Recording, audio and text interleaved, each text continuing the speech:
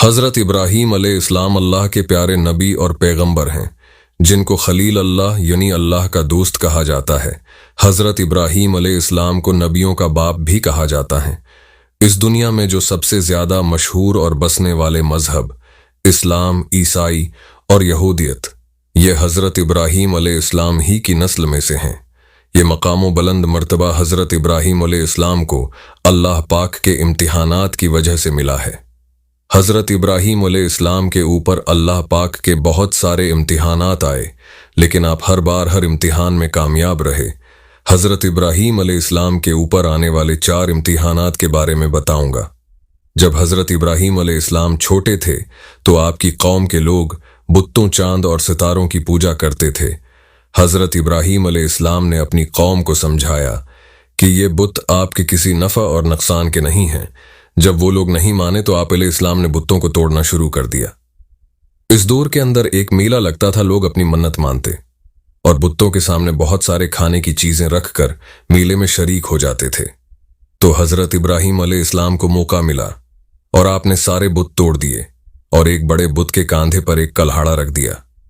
वो लोग जब मेले से फारिग होकर वापस आए तो देखा कि सारे बुत टूटे हुए हैं और एक बड़े बुत के कांधे पर कल्हाड़ा रखा हुआ है।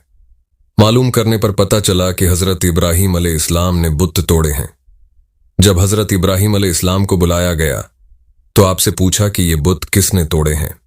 तो हज़रत इब्राहीम अलैहिस्सलाम ने कहा कि ये बड़े बुत के कांधे पर कल्हाड़ा है, आप उन्हीं से पूछ लें कि ये सारे बुत किसने तोड़े हैं, क्योंकि सारे खाने और मिठाइयां उसके सामने पड़ी हुई हैं।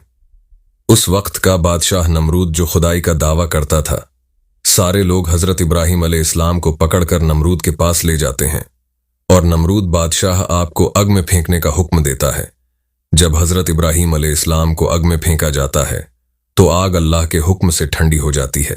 दूसरी बार हज़रत इब्राहीम अलैहिस्सलाम अपनी बीवी हज़रत हाजरा और बेटे हज़रत इस्माइल अलैहिस्सलाम को एक ऐसी बयाबान जगह पर छोड़कर आते हैं जहां आसपास कोई भी नहीं होता। आप अपनी बीवी को चंद खजूरें और थोड़ा सा पानी देकर वापस आ जाते हैं। जब नन्हे इस्माइल को प्यास लगती है तो हज़रत बीबी हाजरा अपने बेटे को तड़पता हुआ देखकर सफ़ा और मरवा, जो कि 2 पहाड़ियां हैं, इस पर 7 चक्र काटती हैं। इसी तरह आज हाजी भी हज़रत बीबी हाजरा की सुन्नत को अदा करके सफ़ा और मरवा पर 7 चक्कर काटते हैं। जब हज़रत इस्माइल अलैहिस्सलाम प्यास की वजह से अपने पांव की एड़ी जमीन पर रगड़ते हैं तो नीचे से एक चश्मा फूटता है। जब हज़रत हाजरा आकर देखती हैं कि हज़रत इस्माइल के पांव के नीचे से एक चश्मा फूट रहा है तो आप फरमाती हैं, ज़मज़म पानी रुक जाओ, और पानी रुक जाता है और आप खुद भी पानी पीती हैं और अपने बेटे को भी पानी पिलाती हैं। अब ज़मज़म पानी की वजह से यहां पर बहुत सारे लोग आकर रहने लगे। तीसरी बार हज़रत इब्राहीम अलैहिस्सलाम को अल्लाह का हुक्म हुआ कि मेरी राह में अपने बेटे इस्माइल अलैहिस्सलाम को कुर्बान करो।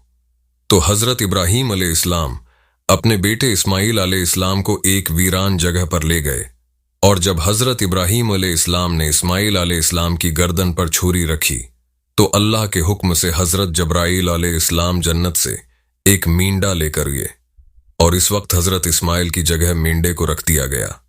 अल्लाह के हुक्म से हज़रत इब्राहीम कामयाब हो गए।